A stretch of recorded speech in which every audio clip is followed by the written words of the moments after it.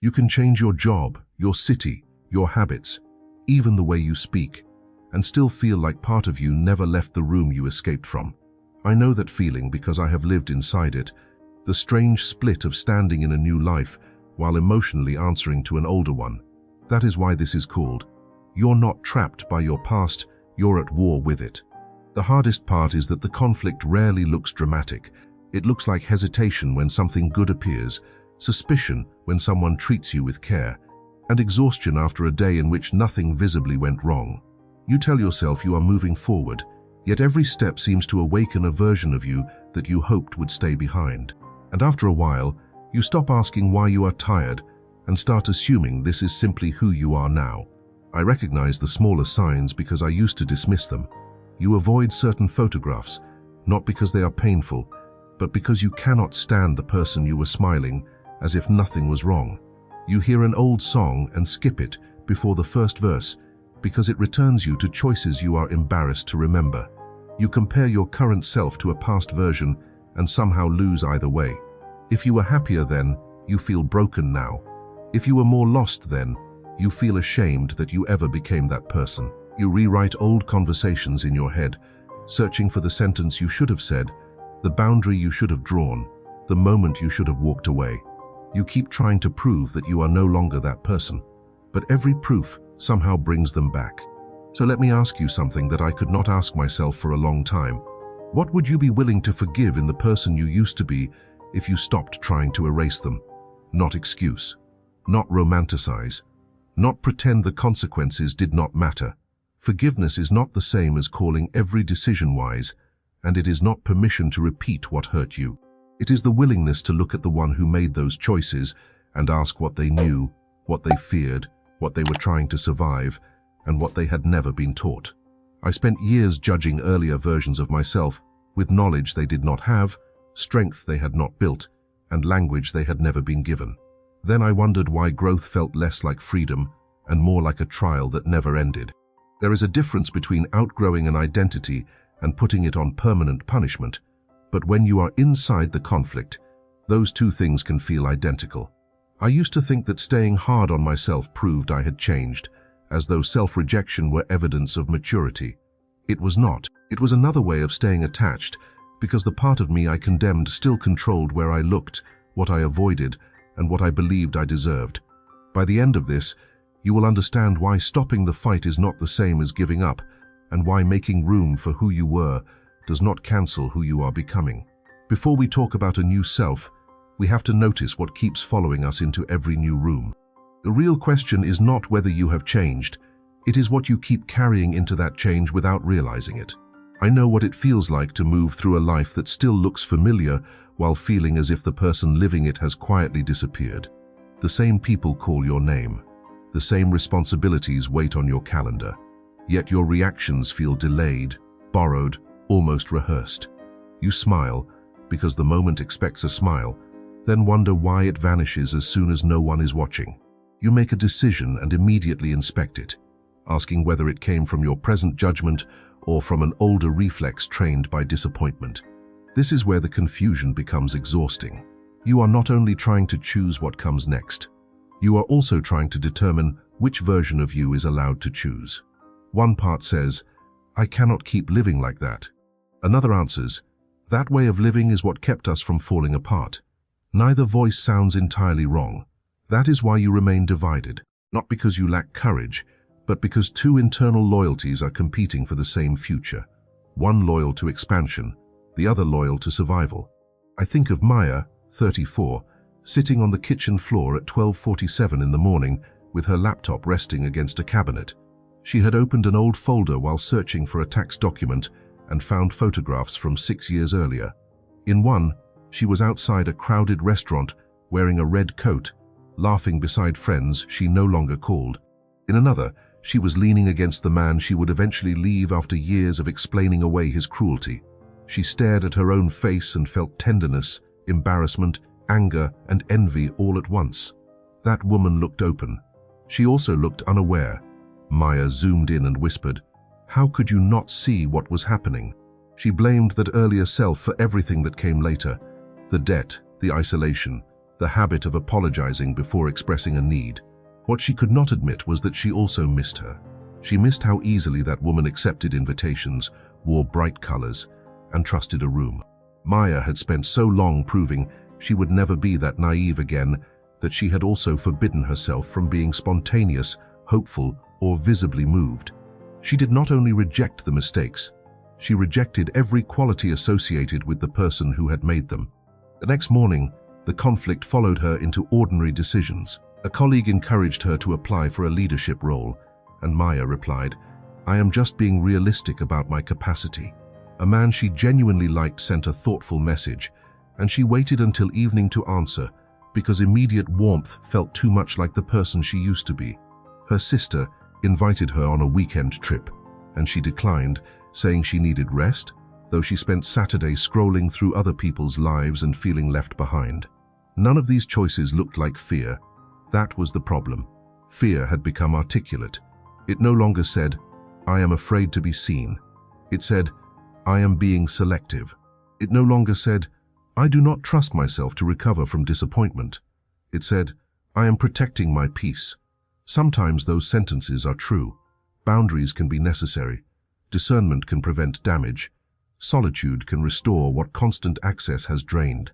But wisdom leaves you more available to life, while disguised fear makes your world smaller and calls the shrinking maturity. The difference is not always in what you refuse.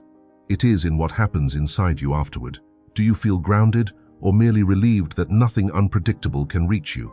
Do your standards protect your dignity or protect you from ever being known closely enough to be disappointed again?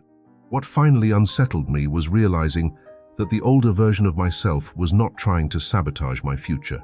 It was responding faithfully to instructions written when vigilance had been useful. That part learned that affection could disappear without warning, so it studied every change in tone. It learned that honesty could be punished, so it rehearsed sentences until they no longer sounded honest. It learned that needing help created leverage for other people, so it became proud of carrying what should never have been carried alone. Those responses were not proof that something was wrong with me. They were intelligent adaptations to conditions that no longer existed. But an adaptation can outlive the environment that created it. That was the trap.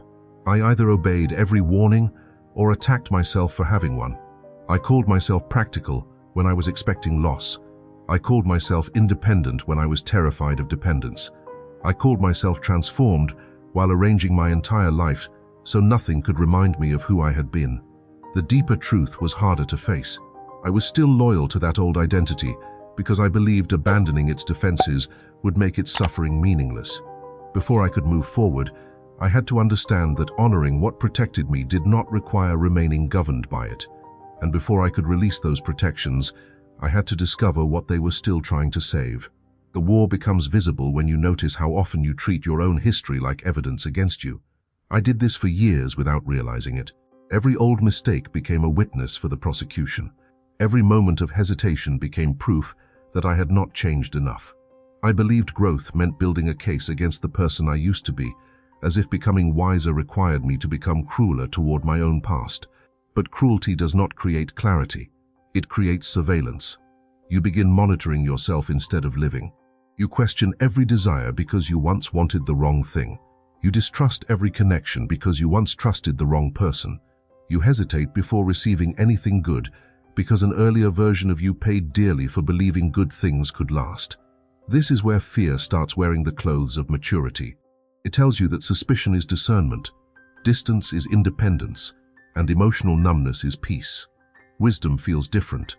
Wisdom can remember the wound without recreating the room where it happened. Wisdom can say, "I know what this cost me," without adding, "so I must never risk anything again." The conflict is not between a good self and a bad self. It is between a part of you that wants to move toward life and a part that still believes movement is what once placed you in danger. I had to stop asking, "Why am I still like this?" and start asking, "What did this response once do for me?" That question changed the entire shape of my inner world. The version of me I kept condemning had not appeared out of nowhere. It had been assembled under pressure. It learned to read faces before words, because moods could change without warning. It learned to apologize quickly, because peace felt more important than being understood. It learned to expect less because disappointment was easier to survive when hope stayed small.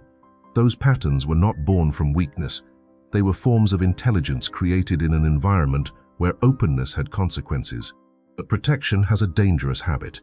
It keeps repeating itself even after the original danger is gone. A locked door can save you during a storm and imprison you when the sky is clear. That is how an old defense becomes a new limitation.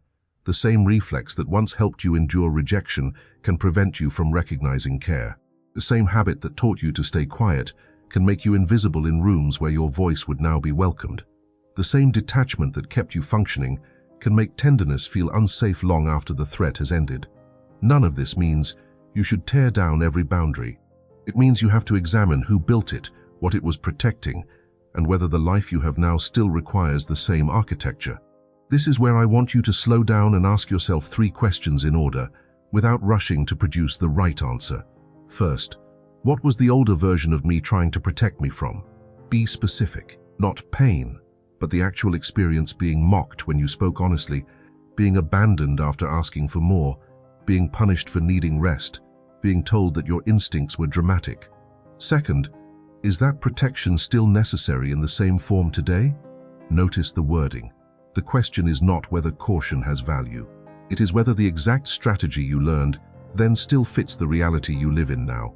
Third, what would I do differently if I could keep the lesson without keeping the defense? That final question matters because release is not amnesia. You are not being asked to become naive again. You are being asked to separate the wisdom you earned from the fear that attached itself to it. What would you be willing to forgive in the person you used to be if you stopped trying to erase them? Maybe you would forgive the silence because that person had no language for what was happening.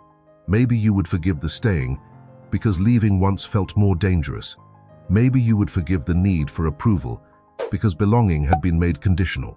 Forgiveness does not rewrite the facts. It changes the role those facts are allowed to play in your identity. When I finally saw the war clearly, I understood why change had felt so exhausting. I was using one hand to build a future and the other to punish the person who had carried me to it. I wanted confidence, but I kept insulting the self who had survived without it.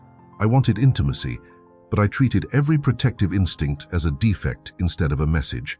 I wanted freedom, but I kept returning to the courtroom of memory to prove that I deserved it. The turning point was not deciding that my past no longer mattered. It was allowing it to matter differently. I stopped treating old reactions as commands and started receiving them as information. I stopped obeying every alarm, but I also stopped attacking the part of me that heard it. That created space between the signal and the response. In that space, I could choose. I could thank the instinct without surrendering to it. I could honor the lesson without repeating the sentence.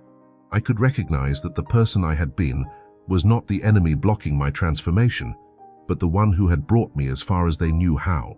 Once that became clear, the question was no longer, how do I get rid of this version of me? The question became, how do I carry forward what was true, release what is no longer needed, and stop confusing self-rejection with growth? That is where the fight begins to lose its power, not when the past disappears, but when it no longer has to defend itself against you. After I understood that, nothing dramatic happened. There was no sudden release, no clean break, no morning when I woke up untouched by what had shaped me. The first change was quieter. I noticed that I could remember without immediately putting myself on trial. I could feel an old reaction rise and pause before calling it a flaw. That pause did not make me passive. It made me honest. For the first time, I was no longer forcing myself to choose between returning to who I had been and rejecting that person completely. I began to understand that integration is not regression. Making room for an earlier self does not mean handing them control of the present. It means refusing to build a future on internal exile. When I stopped demanding that every trace of my former identity disappear, I had more energy for the life in front of me. The tension in my decisions began to loosen because I was no longer trying to prove my transformation every time I spoke, rested, trusted, or changed my mind. That shift showed up in ordinary moments before it appeared in anything impressive. I stopped deleting photographs simply because they reminded me of a season I regretted. I kept one letter, not because I wanted the relationship back, but because the person who wrote it had once believed those words. I wore a color I had avoided because it belonged to an era I was embarrassed to remember. I let myself laugh loudly without wondering whether openness made me careless. These acts were small, but they changed the meaning of memory. The photograph became a record, not a verdict. The letter became evidence of what I had once needed, not a command to need it again. The color belonged to fabric, not failure. I began returning objects, songs, places, and gestures to their proper size. They were parts of a story, not owners of my identity. This is what happens when resistance begins to soften. The symbols that once controlled your body lose their authority. You can enter the restaurant without reliving the goodbye. You can hear the song without becoming the person who first heard it. You can say someone's name without surrendering the room inside you. Then something deeper changed. I stopped measuring progress by how little I resembled my former self and started measuring it by how freely I could choose. That distinction gave me back qualities I had mistakenly buried with my mistakes. I had called my tenderness naive because someone once exploited it. I had called my enthusiasm embarrassing because I had offered it to people who did not value it. I had called my loyalty weakness because I stayed beyond the point of dignity. But tenderness was not the betrayal. Enthusiasm was not the humiliation. Loyalty was not the prison. The absence of discernment had distorted those qualities, but distortion did not make the qualities themselves unworthy. I did not need to become colder to prove I had learned. I needed to become clearer. I could care without abandoning myself. I could be generous without buying belonging. I could remain open without ignoring what was in front of me. I could carry the best of who I had been into a life guided by what I knew now. That was not going backward. That was reclaiming what the wound had stolen and returning it to my own hands. The more I practiced this, the less my life felt like an argument with history. I no longer needed every new choice to announce that I was different. I could leave a room because it was wrong for me, not because staying would make me resemble someone I despised. I could accept love without interrogating it until nothing tender remained. I could fail without treating the failure as proof that nothing had changed. Most importantly, I could meet the earlier self inside me without handing them a weapon or a crown. They did not need to be defeated. They did not need to be obeyed. They needed to be understood, thanked for what they carried, and released from a job that had lasted too long. This is where a new identity actually begins. Not in the destruction of the old one, but in the moment you become strong enough to stop requiring an enemy. The person you are becoming does not need a body to stand over. They need ground to stand on. And sometimes that ground is made from every chapter you once tried to tear out, pressed together until the story can finally hold your full weight. The past was never standing in front of me with a lock in its hands. I was the one returning to it, demanding that it explain why I had become someone I no longer recognized. I thought I was searching for closure, but I was often searching for a guilty version of myself to blame. That blame gave the conflict somewhere to live. It gave me an enemy I could carry into every new beginning. So even when my circumstances changed, the argument remained. I would enter a healthier relationship and interrogate every moment of ease. I would receive an opportunity and look for the hidden cost. I would feel joy and immediately prepare for its disappearance. The old life was gone, but I was still using its rules to govern the new one. Then I understood something that changed the direction of everything. The past does not need to control your present in order to remain powerful. It only needs to keep you fighting with yourself. When I stopped fighting, I did not become careless. I became available. Available to notice that caution and openness could exist in the same body. Available to admit that I had made choices from hunger, fear, loneliness, and incomplete understanding without turning those choices into my permanent name. I could finally say, I would not choose that now, without adding, and therefore I was worthless then. That difference gave me back my own history. The years I regretted became more than evidence of failure. They became the place where I learned what silence costs, what false belonging demands, and how much of myself I had once traded for the relief of being accepted. I did not have to celebrate every chapter to stop hating the person inside it. I only had to recognize that they were doing the best they could with a map drawn by wounds, limited language, and the desperate hope that endurance would eventually become safety. This is the moment the war ends, not because every memory becomes gentle, but because you no longer need violence against yourself to prove that you have grown. No more trials. No more executions. No more dragging yesterday into the room and forcing it to kneel before the person you are trying to become. Enough. No longer. At last. Let the record remain. Let the lesson remain. Let the shame lose its title. You are not here because the older version of you failed to disappear. You are here because that version carried what they could until you were strong enough to carry it differently. They absorbed what you could not yet name. They protected what you did not yet know how to defend. They survived long enough for you to gain choices they never had. And now you can release them from the work of saving a life that is no longer under the same threat. You do not need to destroy who you were. You need to stop treating that version of you like the enemy. Let that truth settle before you rush to turn it into another task. This is not a command to forgive everything tonight or to feel grateful for what harmed you. It is an invitation to stop making your existence conditional on becoming unrecognizable to yourself. If this touched something in you, tell me, because I want to keep building this path with you. The path where growth does not demand self-abandonment and healing does not require another internal exile. Follow me here, and when the final screen appears, stay with it for one breath longer than you normally would. Do not use the silence to judge how far you still have to go. Use it to recognize who carried you here. The person you were does not need your worship, your obedience, or your punishment. They need their place in the story, and then they need permission to rest. What part of who you used to be are you finally ready to welcome home without letting it rule you again?